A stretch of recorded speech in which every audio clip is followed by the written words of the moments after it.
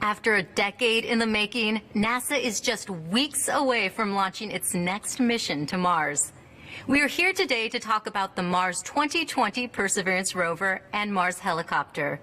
I'm Raquel Villanueva from NASA's Jet Propulsion Laboratory in Southern California. I'm going to be your host today as we are getting closer to the countdown to Mars. Since we are social distancing, I'll introduce you virtually to the people who are working to get the rover to the launch pad. On our panel today, we have NASA Administrator Jim Bridenstine. He will talk about how this mission will help pave the way for future human exploration. Planetary Science Division Director Lori Glaze will discuss NASA's strategy for exploring Mars. Deputy Project Scientist Katie Stack-Morgan will tell us why we have chosen our landing site and what we hope to find there. Deputy Project Manager Matt Wallace will go over what makes this rover different from the previous rovers. Deputy Electrical Lead Luis Dominguez has an update on what we are doing on the spacecraft right now. And finally, NASA Launch Director Omar Baez will give us an update about launch preparations. We will start with NASA Administrator Jim Bridenstine. Jim, can you believe we are only a month away from launch? It is. It's pretty amazing, and what a great time to be at NASA. What a great time to watch all of the exciting things that NASA is doing. And I'll tell you, we have to remember that NASA has an amazing ability to do stunning achievements even in the midst of difficult times. And you can see, I'm in my living room in the midst of the coronavirus pandemic. I know all of us have been working overtime, working from home, working with our children in many cases out of school, and it's been a challenge, and we all know that. But this mission was one of two missions that we protected to make sure that we were going to be able to launch in July. And the reason that's important is because of the alignment. When you talk about Earth and Mars being on the same side of the sun, that happens once over 26 months. So it's very expensive if we have to take Perseverance and put it back into storage for a period of 2 years. It could cost $500 million. And so this is an important mission for a whole host of reasons. But what I really hope is that people watch this mission and that they are inspired, that we know that we can strive and achieve even in the midst of very challenging times. And so I think that's important. Alex Mather, a 7th grader in Northern Virginia, actually named this little robot. I should say big robot. We're talking about something the size of an SUV. But he named it Perseverance. And I think right now more than ever, that name is so important. And I just want to thank Alex for giving us that name because we are persevering and we are achieving even in the midst of these very challenging times. And I also want to say that, we're talking about Mars today. We have a big agenda. We have been given a directive to go to Mars with humans. And in order to achieve that, we're doing two things. Number one, we're building an architecture at the moon where humans are going to be able to sustain for long periods of time. And we're doing that under our program called Artemis. The other thing that we're doing is we're moving forward rapidly with these very important Mars robotic precursor missions so that one day when we send humans to Mars, we're going to know where to go to get the absolute best science and data that we can get. And it's not lost on me that 51 years ago on July 20th, this is important, 51 years ago on July 20th, Neil Armstrong and Buzz Aldrin were walking on the moon for the first time in history. And during that time, they did the first ever lunar return mission. And here we are with Mars Perseverance, 51 years later, getting ready to do the first ever Mars return mission. So these, I think, are important milestones. We've done it with the moon. Now we're going to do it with Mars. Perseverance is the first step in an eventual return of those samples. But I'll tell you the thing that has me the most excited as the NASA administrator is getting ready to watch a helicopter fly on another world. That's something that's never been done before in human history, and here we are getting ready to launch Mars Perseverance with Ingenuity, its little helicopter, strapped to it. I am very excited about watching a helicopter fly in another world for the first time in human history. And I know there's a great panel. You're going to hear great things about all of these different experiments and technology demonstrations that we have upcoming. But we're very excited about Mars Perseverance, and it's a great time to be at NASA. And I hope it's a great time for everybody to watch the stunning things that NASA is capable of doing. So with that, Raquel, I'll turn it back to you. Thanks, Jim. It really is an exciting first step. And for anyone watching who would like to submit a question, you can do so now by using the Ask NASA hashtag. Our phone lines are now open to the media, and you can ask a question by pressing *1. And up next, Planetary Science Division Director Lori Glaze will talk about how the Perseverance rover advances NASA's exploration of Mars.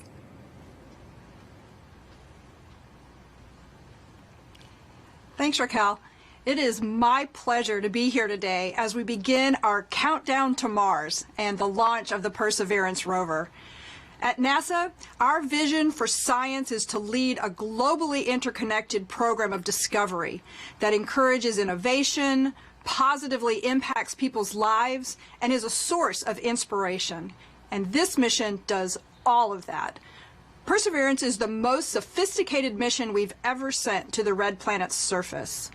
It's the next step in our historic Mars exploration program, which has been exploring Mars and unlocking its secrets for decades. And we couldn't be more excited about it. Some of Perseverance's main activities will be in astrobiology, which is the study of how life comes to be, the environments that can support life, and the search to see if life exists anywhere else beyond Earth. This is the first rover mission designed to seek signs of past microbial life by collecting and caching rock and soil samples that will be returned to Earth by future missions. The rover's instruments will also look for evidence of ancient habitable environments and monitor environmental conditions, which will help us better understand how to protect future human explorers. The rover will study the record that is preserved in the layers of rock on the surface of Mars, looking for those rocks that formed in water and could have preserved evidence of the chemical building blocks of life. The rover will also demonstrate a key technology for using natural resources in the Martian environment for life support and fuel, like producing oxygen from the carbon dioxide in the Martian atmosphere. Its landing technology and environmental sensors will also help inform future human missions to Mars. And just as Perseverance builds on past missions, it's also the first step in the first ever round-trip mission to another planet in our solar system. Scientists have wanted a sample of Mars to study for generations. We have meteorites on Earth that came from Mars, but it's not the same as getting an actual sample of pristine Mars rocks and soil to study. And now, we're at a point where we can begin to attempt this amazing feat. Samples from Mars have the potential to profoundly change our understanding of the origin, evolution, and distribution of life on Earth and elsewhere in the solar system. Even now, NASA continues to study moon samples brought back by the Apollo program more than 50 years ago. We expect samples of the red planet to provide new knowledge for decades to come as we study them with state-of-the-art laboratory equipment we couldn't possibly take to Mars right now. The plan for Mars sample return is multifaceted and complex. This historic feat requires multiple spacecraft and our partners at the European Space Agency working together in a synchronized manner. Let me show you how. First, Perseverance is going to drill and prepare samples for return and cache them on the surface of Mars. In 2026, a fetch rover will be launched to collect those samples and bring them to a rocket that will launch them into orbit around Mars. Another orbiter will rendezvous and capture those samples for safe delivery to Earth. If it sounds complicated, it is. The technology to return the samples that Perseverance collects is maturing, But NASA's investments in developing autonomous robots and landing large payloads on Mars have laid the groundwork for a successful sample return campaign. We are thrilled to be working with the European Space Agency on Mars sample return and partners from Spain, Norway, and France on Perseverance science as we take our next steps in exploring the solar system. So, you probably want to know more about how Perseverance is going to accomplish its mission. And for that, Katie Stack-Morgan from NASA's Jet Propulsion Laboratory is going to talk about our landing site, which is a really special place on Mars. Thanks so much, Lori. So in just 1 month's time, Perseverance will begin its journey to Mars, specifically Jezero, a crater located on the inner rim of one of the largest and oldest impact basins on the surface of Mars, which you can see in this inset here. At Jezero, we'll have access to some of the oldest rocks in the solar system, between 3.5 and 4 billion years old, as well as a record of diverse geologic processes, including volcanism, impact cratering, as well as processes associated with water, both at the surface and subsurface, that can tell us about how the planet evolved over time. We also think that Jezero was home to a variety of different potential habitable environments, where Perseverance can begin its search for the signs of ancient life on Mars. Specifically, Jezero is host to one of the best preserved deltas on the surface of Mars. Deltas form when rivers enter open bodies of water and deposit rocks, sand, and potentially organic carbon in the layers of that delta. Those layers are one of the prime astrobiology targets for the Perseverance mission. Also in Jezero, we see carbonate minerals around the inner rim of the crater. Carbonates can form in shallow lake margin environments, and based on what we know about carbonates here on Earth, we think those are another really important potential astrobiology target for the mission. We'll also have a chance to explore the crater rim, which exposes some of those oldest rocks in the field site, as well as some potential habitable environments that might have formed as a result of that impact event itself. At each one of these locations that Perseverance will explore, we'll be searching for biosignatures, patterns, textures, or substances that require the influence of life to form. Now, we don't know for sure what biosignatures on Mars are going to look like, but we can look to our own Earth rock record to give us an example of what we might expect to find. What you see here is a 3.4 billion year old rock from Australia called a stromatolite, which is a fossilized microbial mat. Each one of these layers that you see in the rock represents the growth of that mat over time. Now, if you look at that rock, you wouldn't know for sure that it was a potential biosignature. But when you couple the textures, as well as the chemical composition, the mineralogy, and the distribution of organic carbon, you can start to build a case that that rock could only have formed under the influence of life. Now, this is exactly the type of thing that we do here on Earth to make a case for biosignatures in our own rock record. And for the very first time, using our instruments, we can do that on the surface of Mars.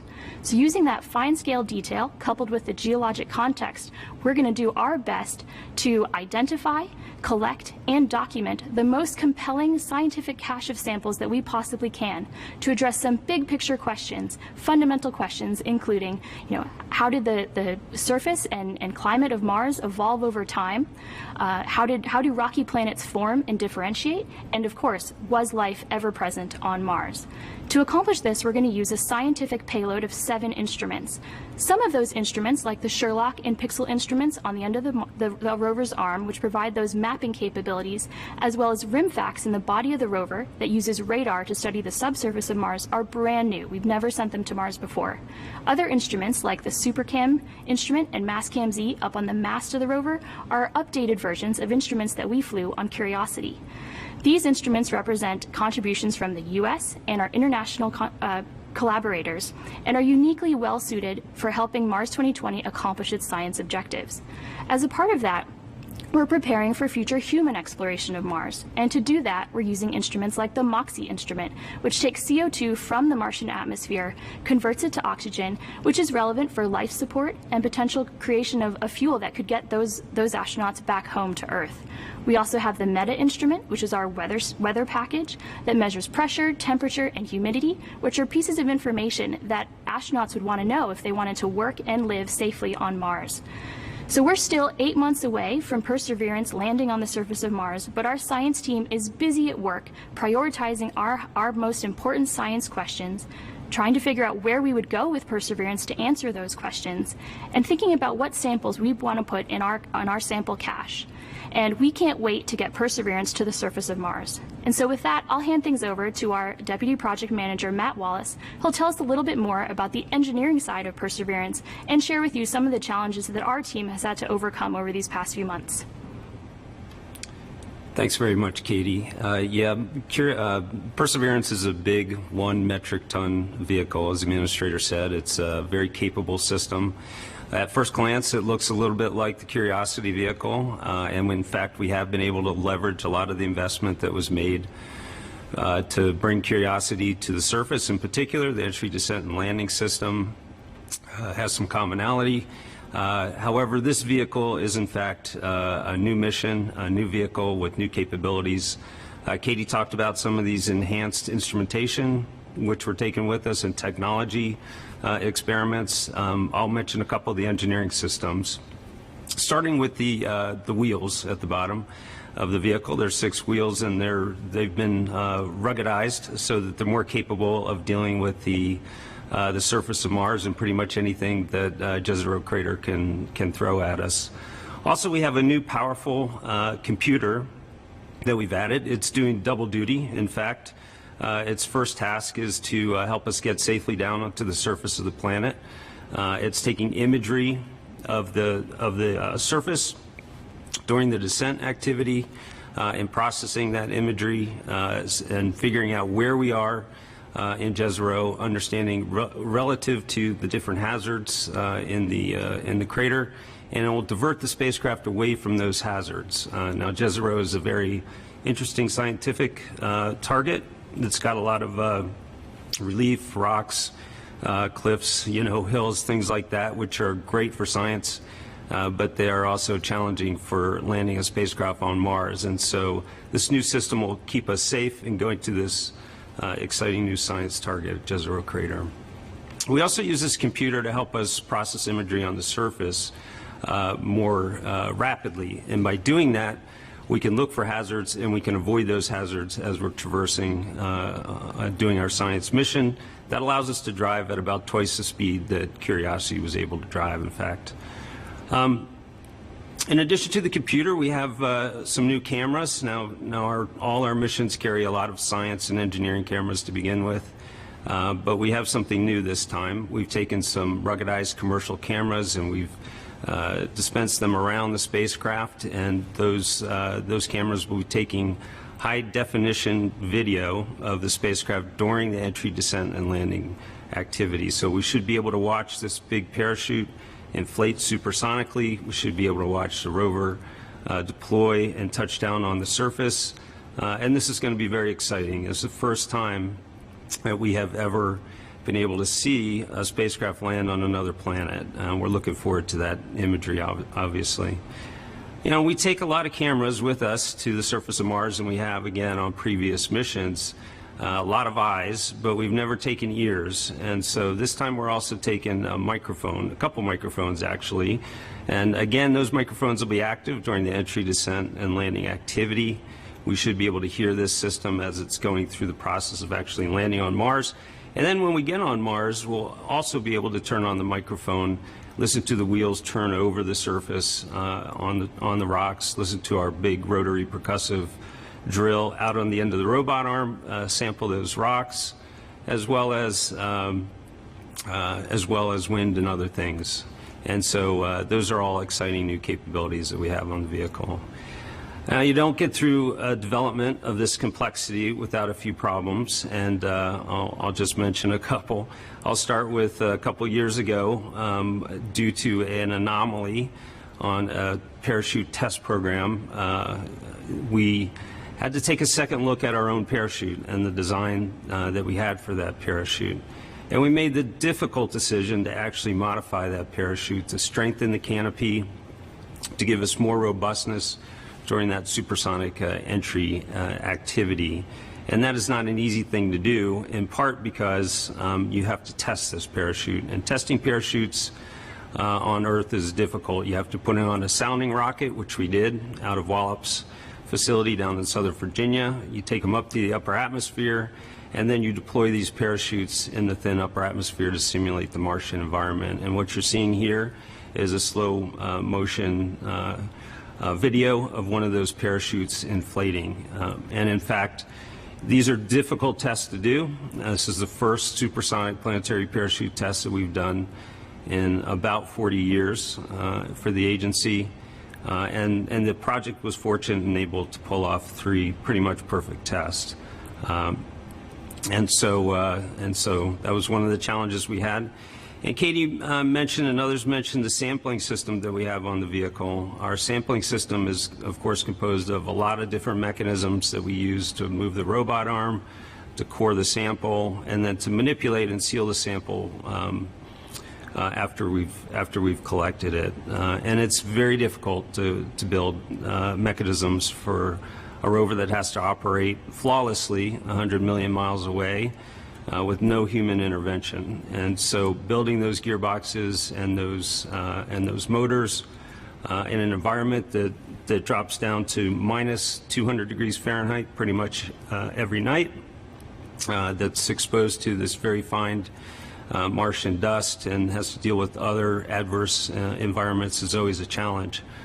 Our sampling system was particularly challenging in that we also had to keep it very, very clean. In fact, this is probably the cleanest system that we've ever launched to Mars. And the reason we needed to do that is that the science community, as you just heard, is looking for trace signatures from billions of years ago, trace chemical signatures.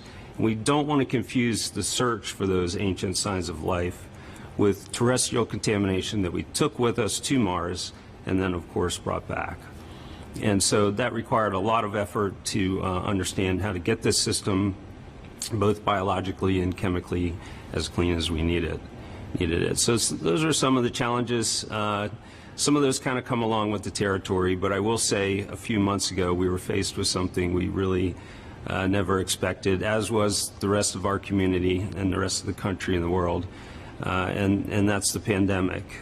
It really began to affect us in mid-March. We were at a critical time in the processing for the spacecraft. All the elements were down at Kennedy Space Center, and we had to fully assemble and do the final testing of the spacecraft. It had to be done right. You can't make a mistake at that point. And of course, the environment made that a lot more difficult. So I think we have a short video here to talk a little bit about some of that final processing and how we approach those challenges relative to the COVID-19 situation.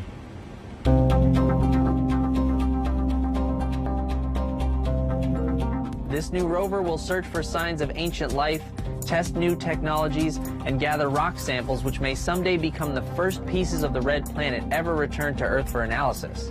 Today we are naming a spacecraft that will go to Mars, and the name is Perseverance! When Perseverance was first selected, I wasn't sure about it, to be honest.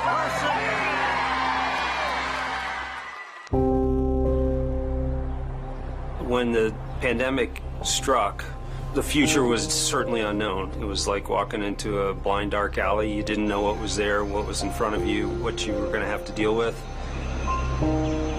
It's something that nobody expected. It's something that nobody could plan for. Rather than your first priority being mission success and getting to the launch pad, your first priority immediately gets displaced, and it's now the safety of the people. And it took a lot of work to put stuff together in order to keep momentum going, to keep people working safely, keep them healthy, and to keep the project on schedule. We called the effort Mars 2020 Safe at Work, and the objective was to keep the team as safe or safer than they would be if they were not working. Putting a spacecraft together that's going to Mars and not making a mistake, it's hard no matter what. Trying to do it during the middle of a pandemic, it's a lot harder. There's no doubt that working in isolation, not virtual isolation, but in physical isolation from everyone else, is a challenge. It's hard for me. I have 2 young kids, and sometimes I'm not able to focus or listen probably as well as I would want to. A lot of our work was occurring in a clean room anyways, but that meant that even before we entered the clean room, we had to find ways of ensuring that we were not putting ourselves or others at risk. We're really doing something that's transformative and trying to understand whether or not life evolved on another planet. That's the fundamental objective of this mission. We are explorers. Our job is to go into the unknown. And this is just another example of the unknown. How to make this job happen when you're doing it largely through a computer screen. Pretty much everybody that I've talked to that's associated with the mission has said the same thing, which is you could not have come up with a better name than Perseverance. You know, I'm a convert now. Perseverance is the right name for the rover. It's an amazing serendipity that we get to persevere through working on Perseverance. I think it's a really important symbol of humanity, hopefully persevering through this great challenging time that we have right now.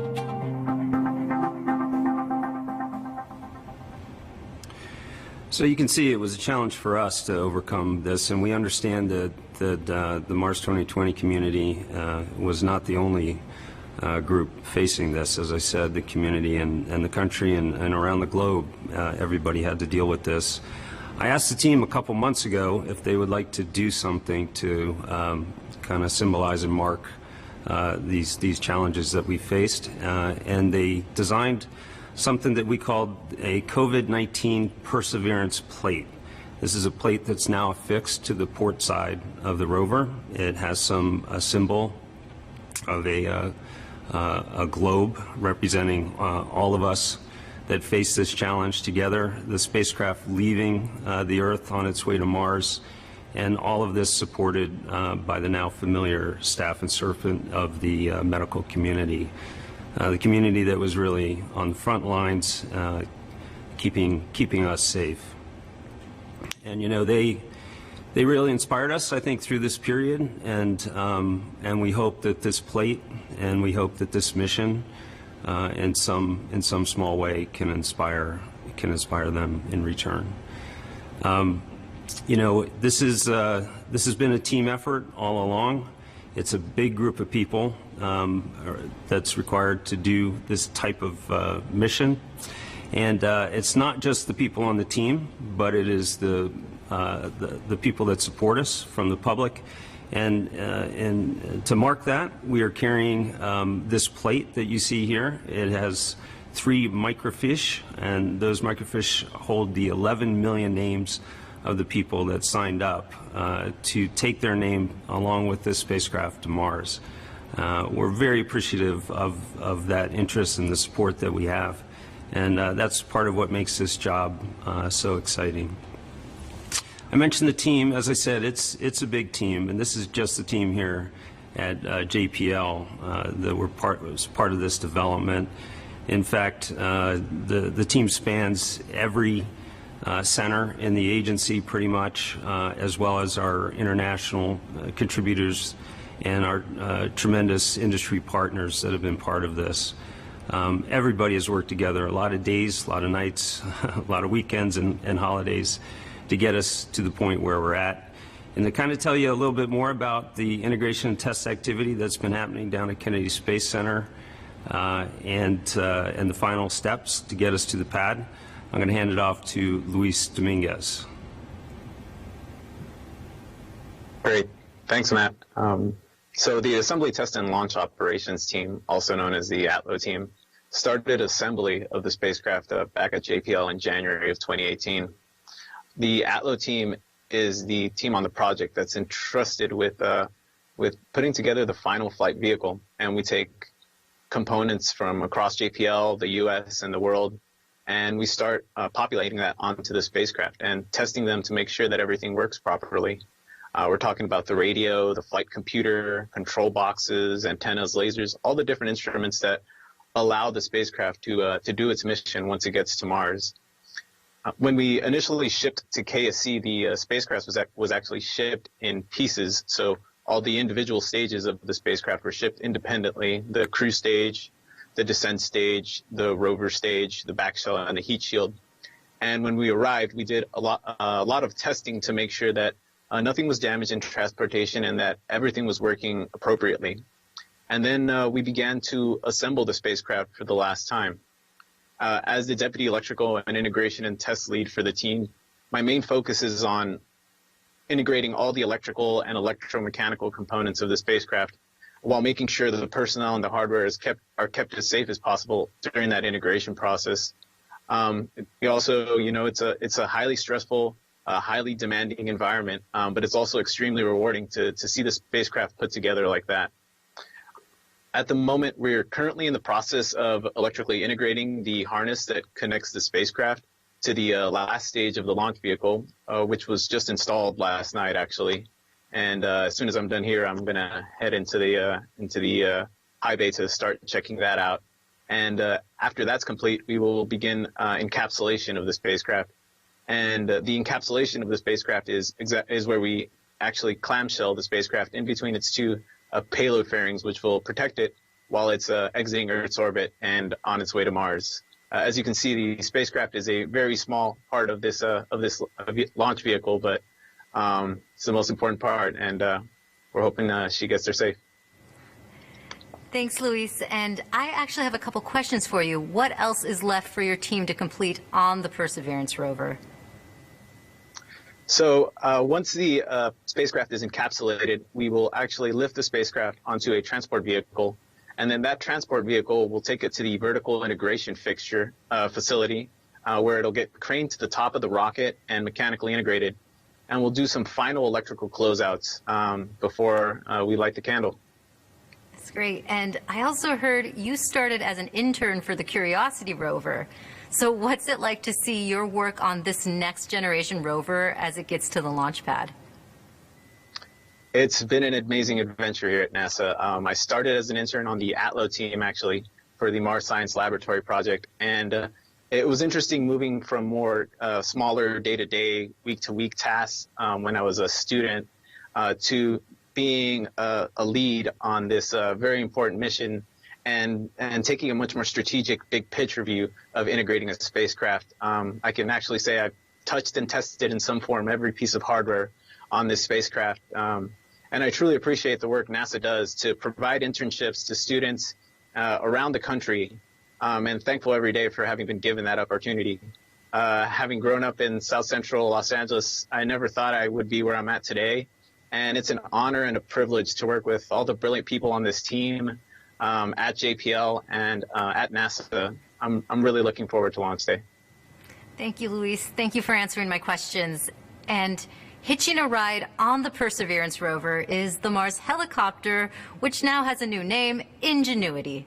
Ingenuity will attempt to be the first powered flight on another planet. Mars helicopter project manager Mimi Ung has an update on this exciting new technology experiment. At this time, Mars helicopter Ingenuity is fully integrated on the rover. The helicopter is stowed under the belly pan of the rover and has been checked out to be fully operational in the configuration that is going to be launched and operated in space. Our team is now preparing for operation after launch, updating our simulations and rehearsing for the scenarios that we're going to encounter. Starting with monitoring the health of the vehicle through the cruise to Mars, when the rover deploys the helicopter, and commissioning of the helicopter, all the way to our very first rotorcraft flight attempt at Mars. Seeing our helicopter get launched is the start of everything our team has worked for, and after it lands, it's going to be extraordinary. After all of us working really hard for over 6 years, it's going to be outstanding to get to attempt the very first rotorcraft flight test at Mars. And in fact, first time on any other planet outside of our own Earth. Both Perseverance and Ingenuity are riding on the same rocket to Mars. Right now, NASA Launch Director Omar Bias joins us with an update. Hello there. Hello from Florida. So we're 34 days from launch, and the things that are going on have been touched on here. The spacecraft will undergo encapsulation, as Luis says, into the clamshell or the fairing halves in the coming weeks. The launch vehicle, if they could roll the tape. This is actually the rover coming in, and this is misleading because that rover, that's one piece of it. There was 16 tractor trailers that came in with other equipment. There was another flight for other pieces. So it did not just fit in that box. There's a lot more that went into this mission, and the assembly started in January back here. This is actually the Atlas booster being offloaded from the Antonov airplane that brings it in from Decatur, Alabama, where the booster is built. The booster provides the first 4 minutes and 20 seconds of power for the flight before the Centaur, the upper stage, it takes over and puts us into its final escape orbit from the Earth to Mars. Along with the first stage booster are 4 solid rocket motors, which you see being assembled here. Those will burn for approximately 1 minute and 50 seconds, providing the initial boost to get that complete stack of the first stage, the upper stage, Curiosity, the payload fairing to its C3 velocity, the escape velocity of 14.4 kilometers squared second square for those that need preciseness. That'll get us on its way. We're looking forward to July 20th for that 9:15 time to get them going, and so that the booster can do its descent and landing into Mars in February. From behalf of the Launch Services Program here at KSC, we look forward to it. We're looking forward to fueling the vehicle this coming Monday as part of our wet dress rehearsal. And after that, we will be putting that encapsulated assembly of the spacecraft and the fairing on top of the booster, and doing the final preparations for installation of the power source that'll power the rover for years to come.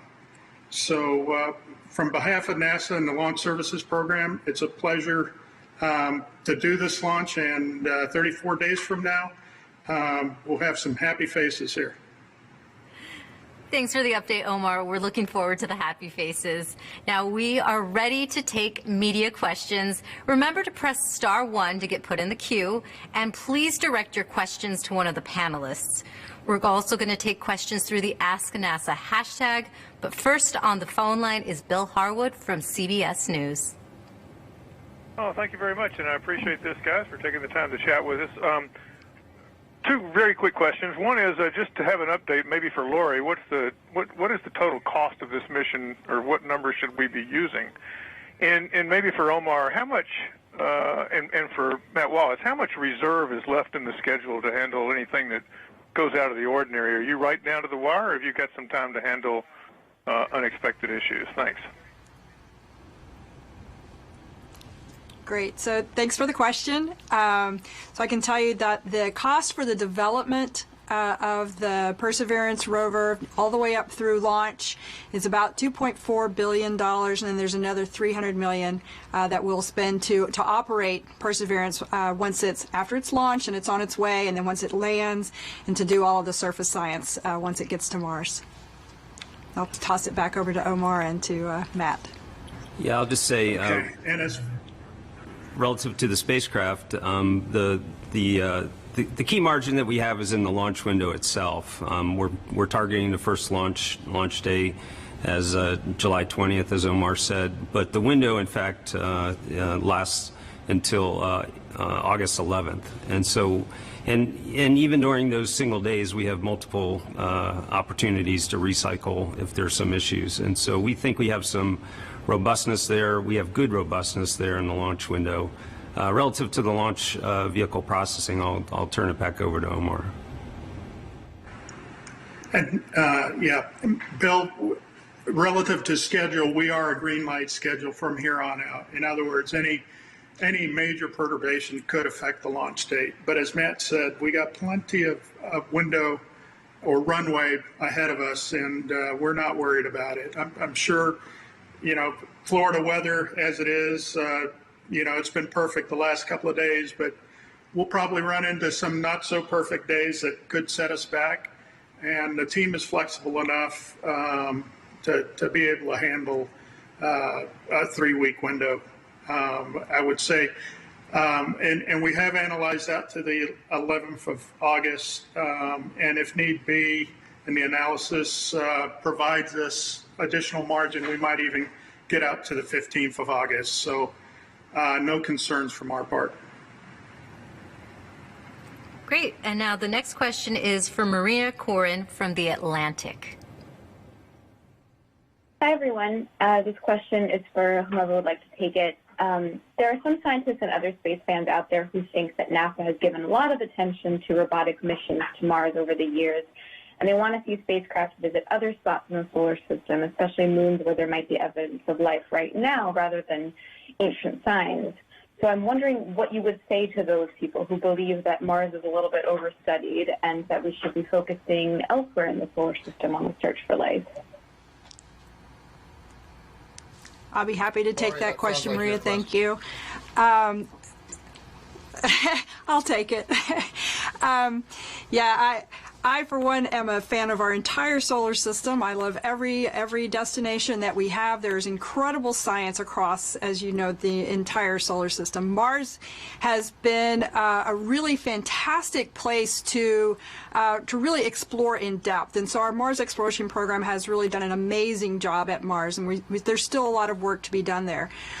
But I absolutely agree with you that there are other places in the solar system that might actually be maybe even better places to be looking for actual extant life that might be present today. And of course, the moons of Jupiter and Saturn, for Europa or Enceladus or maybe even Titan, are places where we feel like there may actually be environments that could be conducive to having life today. For example, on Europa and Enceladus that are covered in ice, certainly there is probably low probability of life on the surface, but beneath that ice, we believe there are these deep oceans that may have thermal sources at the base of those that are driven by geologic processes that recycle the oceans and recycle the nutrients within those waters, and could actually be sites where we think you have all the ingredients necessary for life. And so we are looking for great ideas to send other missions. We've got Europa Clipper that's going to be going to Europa to map the surface. It's an orbiting mission that'll orbit Jupiter and make several passes of Europa. That'll launch later in this decade. And now we're also developing the mission Dragonfly, which will launch in 2026 to go to Titan and to explore the environments there on the surface. That's actually the next rotorcraft that will fly in a planetary atmosphere, is an octocopter that will land on the surface of Titan. So those are also excellent destinations, and we're very interested in them and pursuing a variety of different ways to get there. Thanks, Lori. And up next on the phone lines is Marcia Dunn with AP. Yes, hello, thank you. I have some questions about the return samples. The animation almost makes it look like the cylinders with samples are just sort of dropped on the surface of Mars, sort of scattered. How are you going to leave these samples for pickup? Do they have beacons in case there's a dust storm of some sort? And also, maybe for Dr. Glaze, why 10 years to get the samples back? I would think, I know you want them as soon as possible, and waiting a decade just seems like a long time. So if you could answer that, that'd be swell. Thanks.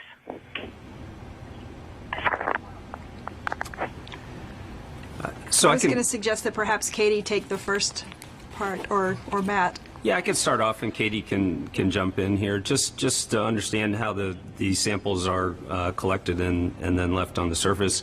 We do collect them as individual tubes, and we have the ability to drop those tubes either in ones and twos or in groups. Our current intent is to drop them in a grouping so that the fetch rover, which you saw in the animation, would not have to go to many locations to actually pick those tubes up. And so we have complete flexibility, but that would be the intent. As far as the dust storms go, We know how the sand and the dust moves on Mars, and we know what locations to select to make sure these are not affected by those types of issues. And so we don't think there's going to be any issue with respect to covering up the tubes over the period of time that we're talking about, or finding the tubes on the surface. And Katie can say a word or two maybe about the sort of science strategy associated with that.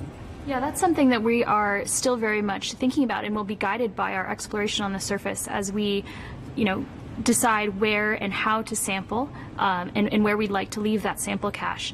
I think it's important to think about what samples go in what cache and where, as the Fetch Rover capabilities develop and Mars sample return architecture develops as well. So we'll be thinking about that, and that'll probably be an active, iterative conversation that we have with the Mars 2020 project, as well as the Mars sample return architecture as it develops.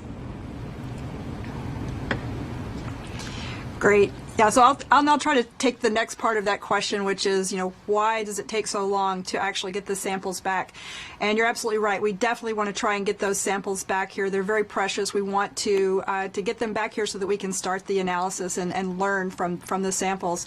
But this is a really complex concept to try and bring those samples back. And in fact, we've always known from the very beginning that this was not going to be a simple mission where we simply fly to Mars, collect the samples, and bring them back. We've always known it was going to require multiple steps and multiple launches in order to actually get the samples back, not only because of the time required, but the cost as well. So we need to pace that out.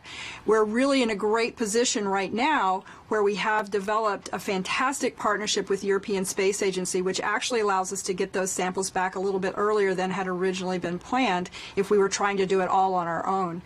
By collaborating with ESA, it allows us to have two launchers from Earth, a European launch and a NASA launch, that will send the Mars sample return mission out to Mars, collect the samples, and bring them back, like the animation that you saw. It allows us to do that in a shorter time period.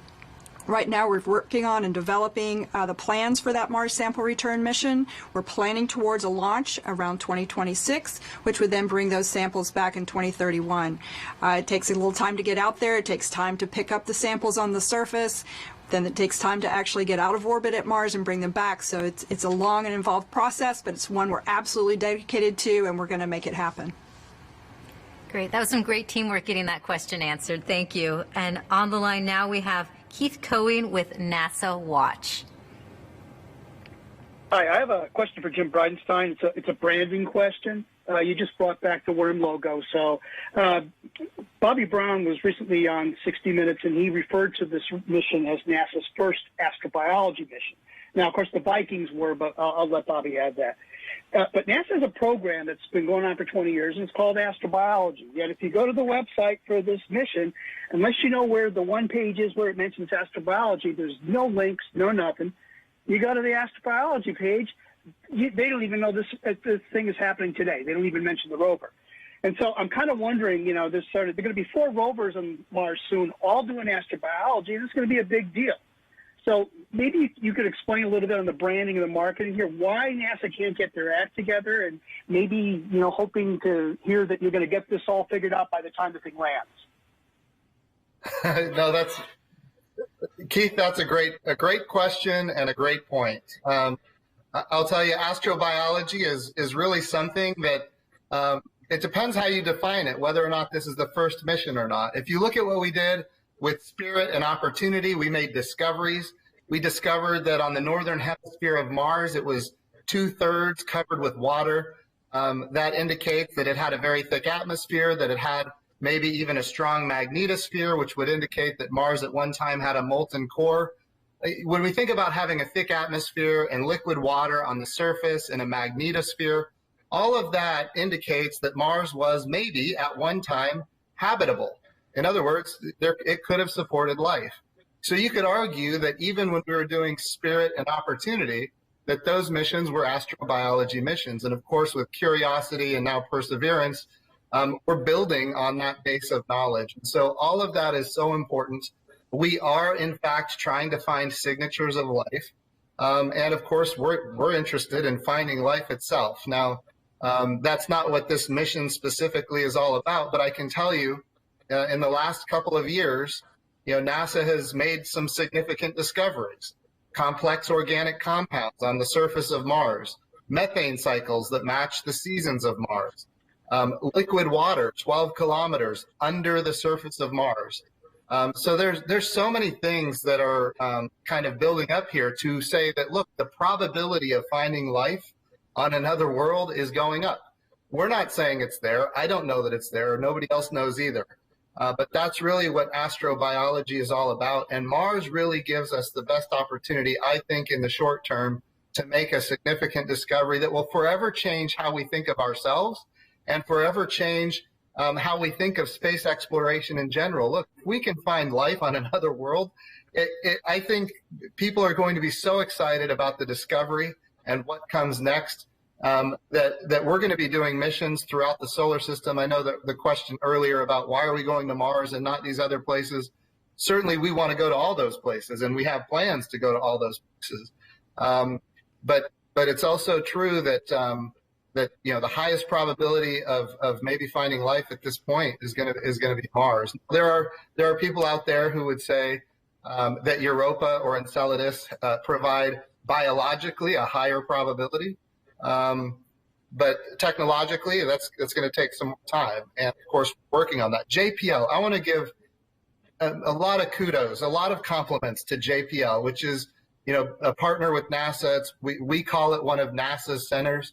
Of course, it's affiliated with Caltech.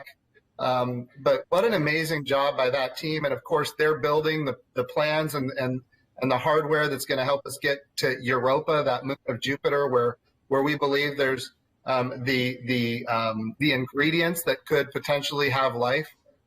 So there's a lot of exciting things in the field of astrobiology. And 15 years ago, even 10 years ago, if you would have said these things, people would have looked at you like you're crazy. And now it's starting to become more and more real. So it's a great question. It's a great point, and it's something NASA thinks about all the time. Thanks, Jim. And we've been getting some questions coming in through the Ask NASA hashtag.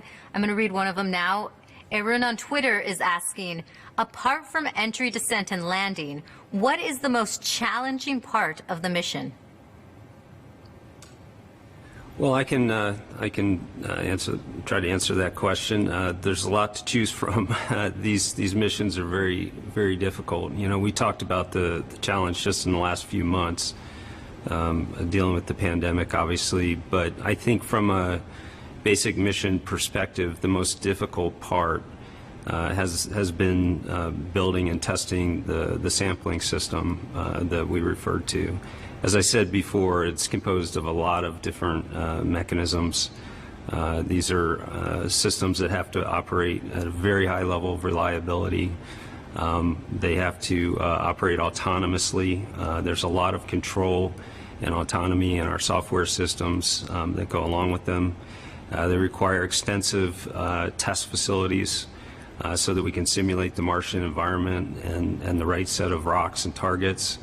And then, of course, on this mission in particular, because of the search for those very faint biosignatures, which Katie and other people talked about, we had to keep them essentially sterile from a biological perspective and exceptionally clean, especially organically clean, which are the signatures, the chemical signatures we're most interested in. So that's a difficult thing to do when the rest of your spacecraft is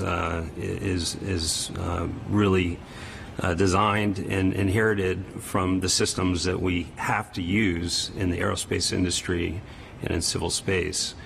So we had to isolate a lot of the key critical components from the other parts of the spacecraft from a contamination perspective. And that was, I think, the biggest challenge for this mission. Once we get on the surface of Mars, we have a responsibility to put together a cache of samples that is compelling enough and worthy enough to return to Earth. And interesting enough that it will propel and drive future generations of Mars science and planetary science. And we take that responsibility very seriously, and we know that we have a tough job to do on the surface to put that sample cache together. And so I think that's going to be a challenge that we have to put together diverse samples, those that have potential biosignatures, and enough samples that we cover the ground to get that job done. So we take that very seriously, and I think that's going to be a big challenge for our team once we get on Mars. Thanks, Katie. And Matt, you kind of touched on this. Naz on Twitter is asking, is there any level of autonomy included on this Mars rover? There's a lot of autonomy. Again, just starting with the entry, descent, and landing activity, one-way light time to Mars is about 10 minutes. And from the time we hit the outer atmosphere of Mars to the time we're safely on the ground, it's about 7 minutes. We refer to it as the 7 minutes of terror. There is absolutely no interaction with the spacecraft during that period of time. It has to do that entire process itself. It has to understand, where it is from a navigation perspective. It has to know when to jettison the cruise stage and deploy the parachute. It has to understand where it is in Jezero. I talked about this terrain relative navigation system. This is really, again, another level of autonomy that we're laying on top of our historical autonomy on these missions. And this is a feed-forward capability that these future human missions, as well as the sample return mission, which Lori talked about, will need and will want to use. Trying to understand where those hazards are and divert away from them, all of that requires the spacecraft to understand, to do those things on its own. And that's before we even get to the surface. Once we're on the surface, we really are only able to command the vehicle once a day. And so it'll sleep and conserve power overnight. It'll wake up in the morning. We'll send a sequence of commands, give it its daily set of activities to do. And then it has to carry them out pretty much by itself. It has to make the decisions on how to drive to the target and how to do a lot of that sampling work that we talked about, as well as keeping itself safe under adverse anomalous conditions. And so there's a tremendous amount of autonomy in the vehicles, and it's one of the things that makes the system so complex. Thanks, Matt. I'm going to head back to the phone lines now. We have Gina Sunsari from ABC. My question's been asked and answered. Thank you. Great. Thanks, Gina. All right, we'll go next to Mike Wall from space.com. Thank you all for doing this. This one's probably for actually Matt, and it's just about the helicopter. And I'd just like a few details maybe about what you would consider mission success for the helicopter. Like, how many flights do you hope to make? How far will those flights be? And also, is there a possibility that we'll get kind of Perseverance eye views of the helicopter going up and exploring Mars skies? Because that would be pretty fantastic if you can pull that off. Thank you. Sure, I'll say a few words about the helicopter, in that this is really something that's cutting edge. This is, as the administrator said, something that's never been attempted before. And flying in Martian atmospheric conditions, which, the atmosphere on Mars is only 1% the density that we have here on the Earth, and trying to control a system like this under those conditions is not easy. In flight, and then you have to land it safely in an unknown terrain. These are all big challenges, and that's why this is a technology demonstration payload. This is something that that we're taking with us so that we can learn how to do this for future missions. And so that's really the objective, is to get the helicopter.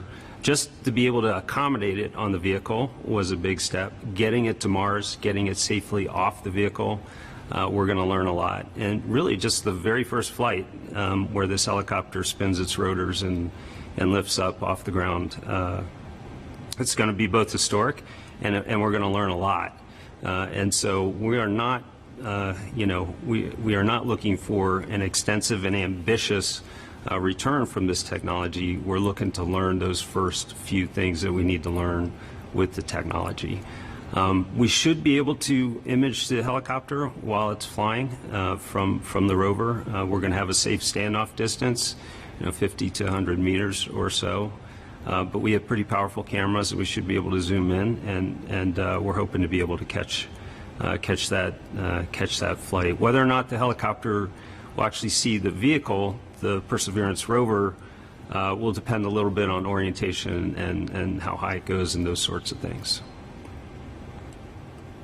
Great. Thanks, Matt. And now on the line we have Lauren Gersh from The Verge. Hi, thank you so much for taking my question. I think this is for Katie, possibly. Seeing as how Perseverance is all about deciding whether or not Mars has had past life, I'm curious to know what you are considering a biosignature and how you will make the distinction whether or not you have actually found evidence of past life on Mars. Thanks. Yes, thank you. That's a great question, and it's one that we think a lot about on the science team. You know, I think our bar is high for the identification of a sign of life on another planet, as it should be, because we don't want to make that discovery lightly. But at the same time, with Perseverance and its goal of seeking signs of ancient life, I think we also have to open our minds to the possibilities of what life could look like on another planet, and looking for, you know, examples of, you know, of something that is similar to what we see in biosignatures on our own Earth record. And so I think what we're looking for are really the patterns and textures where we have a hard time explaining how that could have formed without the influence of life. And I think every time we see something on the surface of Mars that kind of gets us asking those questions, we go through the list of possibilities. You know, could it have formed in an abiotic way? And I think if we get to the point where we are really struggling to explain a phenomenon or something that we see with abiotic processes, I think that's when we start to say, you know, I think this could be a potential biosignature. But I think it's also important to realize that very likely we'll have to return those samples to Earth to make that definitive conclusion about whether these samples contain life in them. So I think on the Perseverance side, we see it as our job to identify potential biosignatures, things that are worthy of additional study here on Earth with the full arsenal of analytical capabilities that we have here in our own laboratories. And I think that's how we're going to approach that question on the surface of Mars. Great. And up next we have Antonia Jaramillo with Florida Today. Hi, thanks for taking my question. I was just wondering, as cases of coronavirus in Florida continue to rise, will NASA be asking the public again to watch this launch from home? And if so, will it also provide a virtual experience show like it did for Demo 2? Thanks. So for this particular mission, we're asking people to follow the guidelines of the governor of Florida. We want everybody to practice social distancing, and if you're within 6 feet, make sure you're wearing a mask. Those kind of things. But we're not telling people not to visit for this launch. We're not saying that. What we do have to make sure we do is we protect the workforce at the Kennedy Space Center, because we have a lot of work ahead of us, especially this summer. We've got the entry, descent, and landing of the Crew Dragon that took our astronauts to the International Space Station.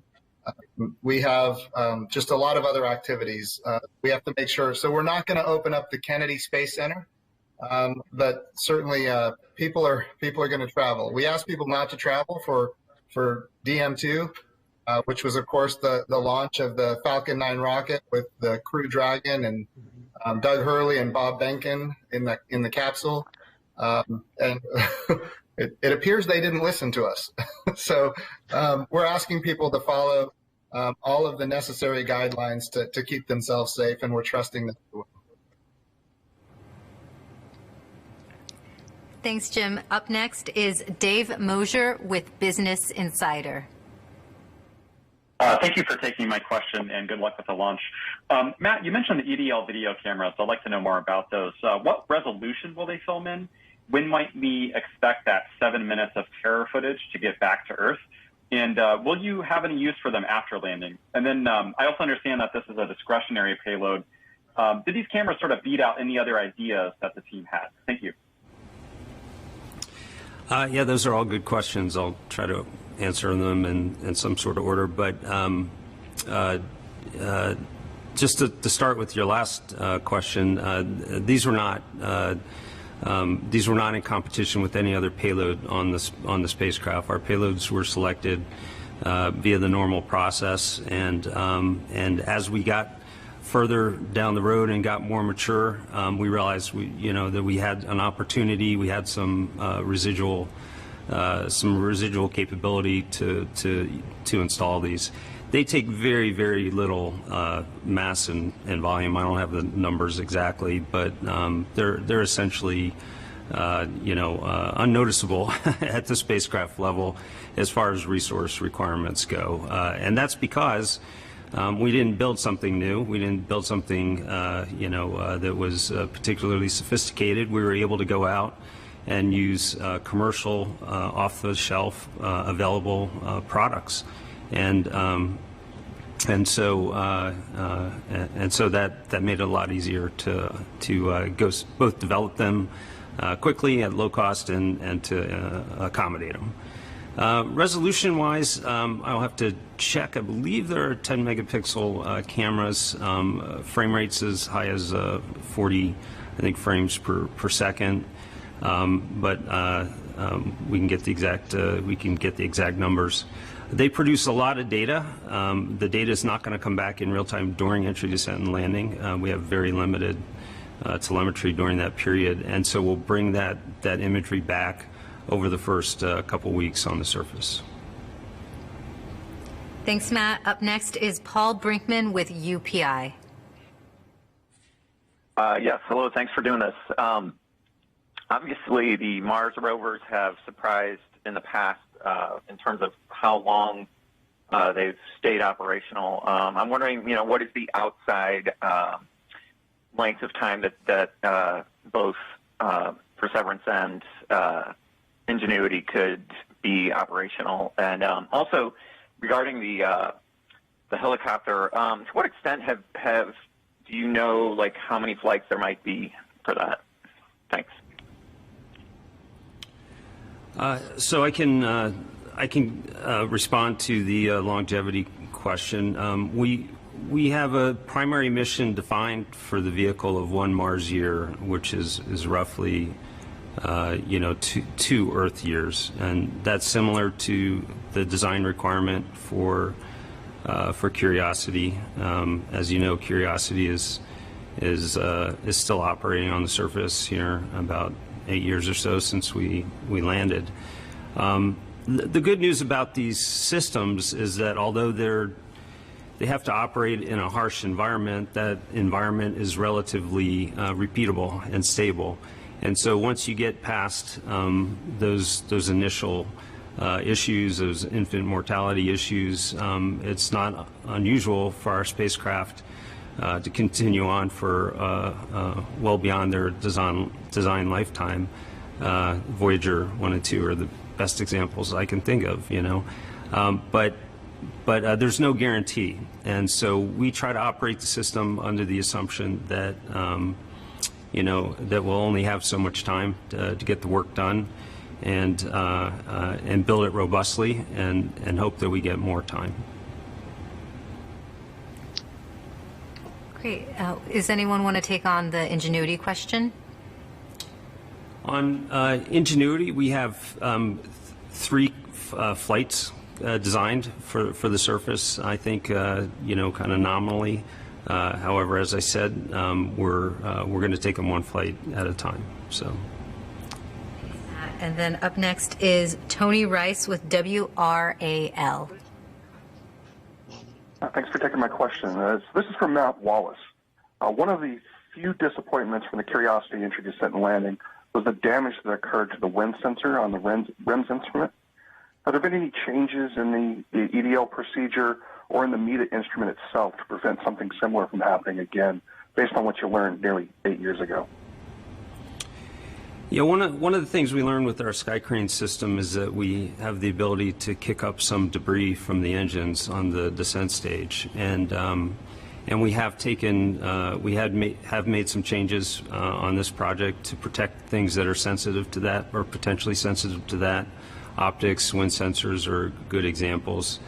We have a debris shield, for instance, around the helicopter on the bottom of the vehicle.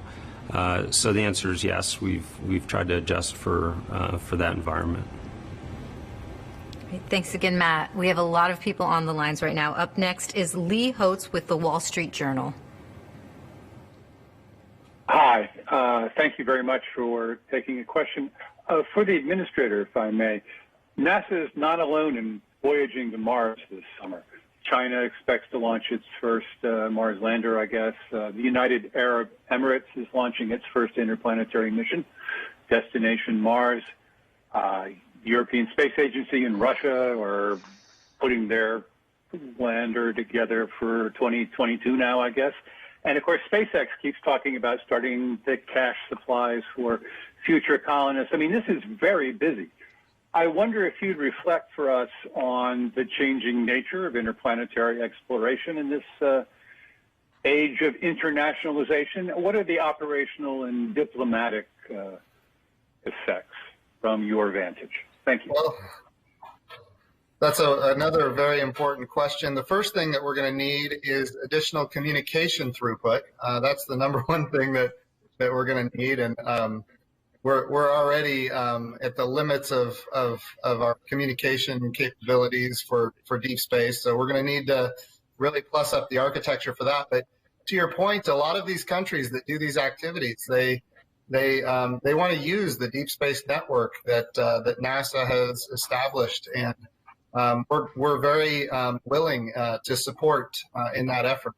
This is about science and discovery, exploration, and I think when people see countries doing these stunning things on other worlds, it inspires all of us. And so certainly we are supportive of these activities. And ultimately, you know, remember what we're trying to do. We're trying to get humans to Mars. That's the objective. And these robotic precursor missions, I think, kind of open the eyes of the American people and people all around the world as to what the possibilities are, and it helps inspire that next generation. In fact, maybe even our generation, where we see humans living and working on the surface of Mars. So there's a lot that goes into this. You know, I'm very excited about the United Arab Emirates and their HOPE mission. We have done a lot to support them, and they want to be big supporters of ours in the Artemis program. And of course, they're very involved in, you know, they're going to be launching in a few short years their own rover to the surface of the moon. So a lot of countries are stepping up in a big way. Countries that historically have not been, you know, exploration countries are stepping up and not just talking about it, but backing it up with budgets. And so all of this is going to be very helpful for us as we move forward. NASA is an institution that is a tool of diplomacy, and there is no better diplomacy than exploring our own solar system together and eventually the rest of our galaxy and universe. Great. Thanks, Jim. And now we have Chris and Carlo with KFI News. Yeah, thanks, guys, for taking my question. Just going back to COVID here real quick, some specific challenges you guys obviously faced in working remotely. NASA and JPL are a bit famous for adapting and building out new systems for those adaptations. And I'm just curious about what adaptations to workflow may be carried forward in the future. What lessons did you learn during the shutdown? I'll start. There's so many different things. You know, as right now, most of NASA is working remotely. NASA has been for a long time very forward-leaning on teleworking, and so it was really easy for us to actually go to, you know, a profile where most of us are working remotely. So that really was not terribly problematic. At the same time, we still have to build hardware, and our contractors still have to build hardware. So we have to make sure that, you know, we're doing what we can for social distancing, you know, changing shifts so that instead of having, you know, 12 people working on a vehicle at the same time, we could divide it up, and instead have 8-hour shifts where you've got, you know, 3 shifts of 4 people working on a vehicle, and of course making sure everybody has their personal protective equipment and those kind of things. You know, as we move forward, as we start going, you know, we went all the way to stage 4 at a lot of our centers, which meant basically nobody can come to work because you look at some of our centers, there was some outbreaks of coronavirus in the regions where those centers are. But now we're getting to a point where we can go to stage 3, where we have mission critical not mission essential, which is what Mars 2020 is, but mission critical functions, which are still very important missions that we need to start getting back underway. And eventually we want to get back to stage 2 and eventually back to a normal working environment. But I think one of the things that we've taken away is how much work you can actually do when you're still at home.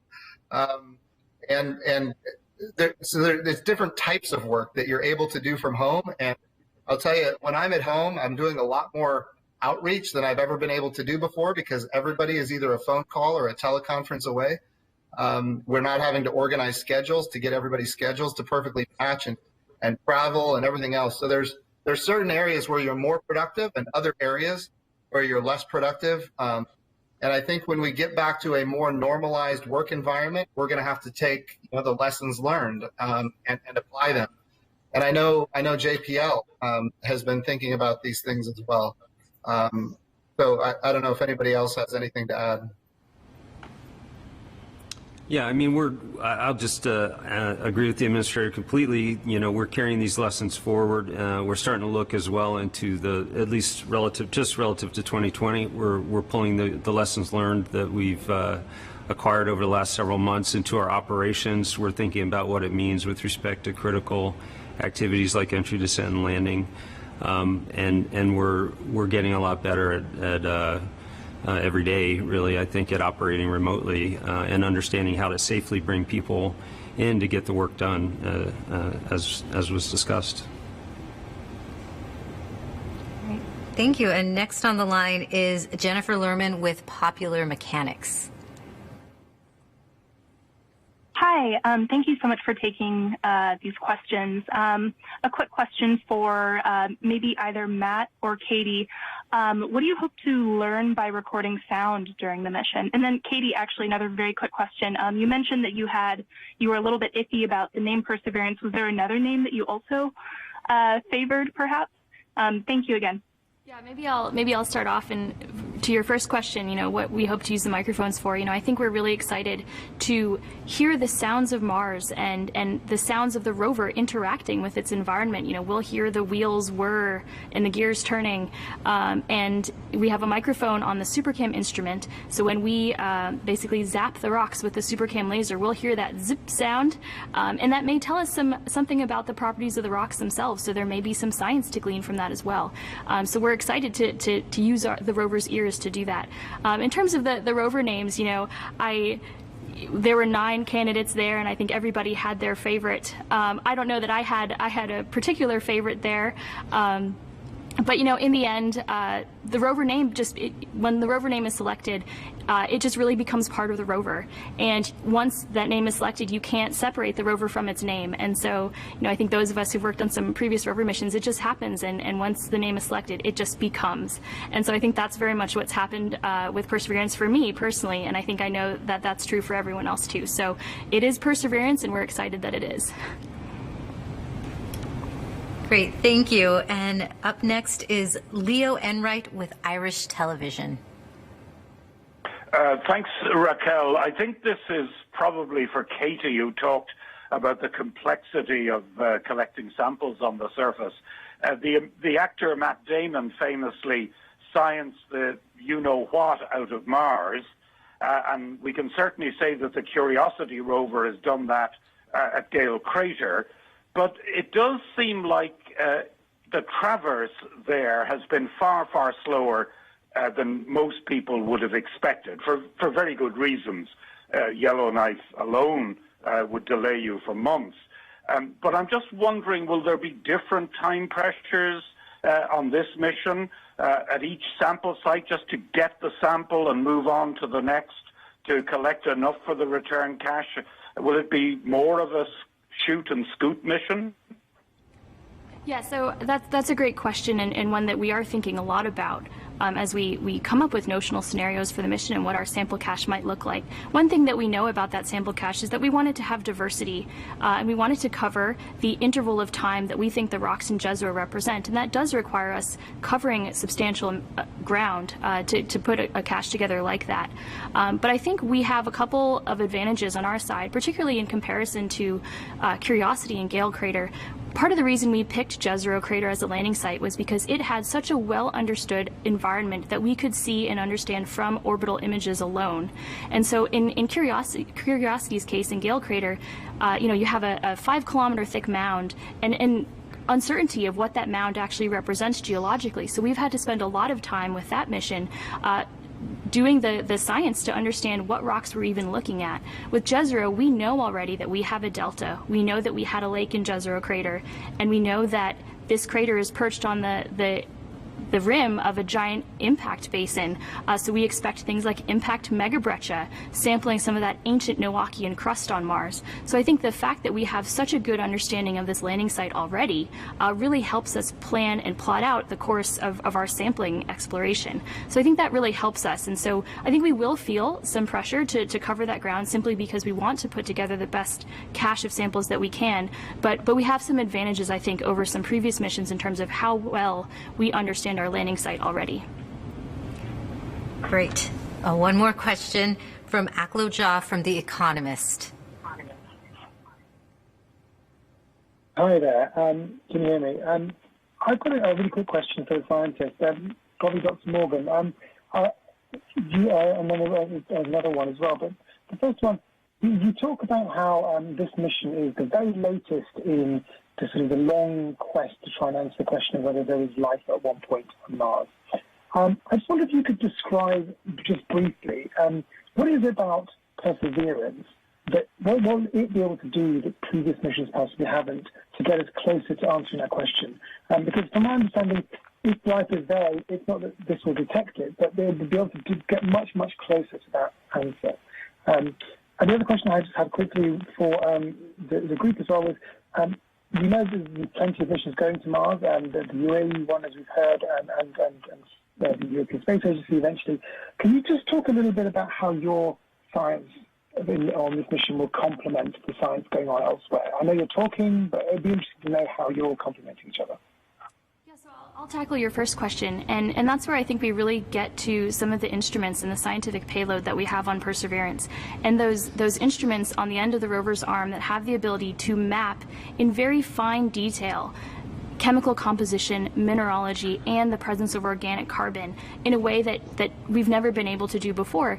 As you may know, Curiosity has the ability to detect organic carbon, and it has detected organic carbon, but we haven't been able to necessarily link the presence of that carbon, organic carbon and organics, to particular textures or patterns that we see in the rock that we think could have been left behind by life. And so it's really that connection of the textures and the composition that allow us to make a compelling case for a biosignature.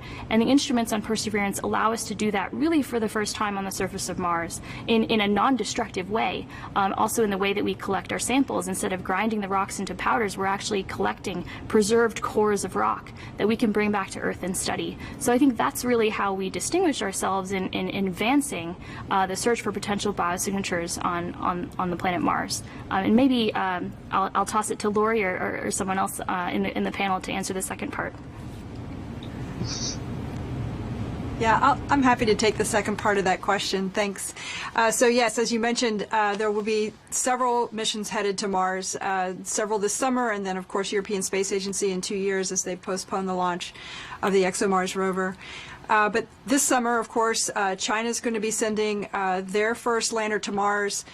We're all going to be watching that very, very carefully. This is an incredibly difficult thing to do, to land safely on Mars. We know how challenging it is. We've had our own struggles in the past. We've been very lucky and learned a lot from those, and are, we've been successful the last several times. So I have full confidence in our team this year. But it'll be interesting to watch as China attempts this as well. So that'll be an interesting thing to watch. The United Arab Emirates, of course, are sending their orbiter, the HOPE orbiter. This will be their first foray really into this interplanetary flight. So trying to build something that can do science in orbit around Mars, I think will be very complementary to the other orbital missions that we already have at Mars as well, to complement those activities. And then, of course, the European ExoMars rover, when it arrives, is very complementary to what Perseverance will be doing on the surface. one of the things that the ExoMars rover will be doing that is a little different than what we're doing with Perseverance is it has the capability to actually drill a couple meters below the surface to pull up a sample. And this is really important because the samples at the surface have been exposed to radiation, and if there were actually life present on Mars at the surface, it may have been destroyed through that radiation.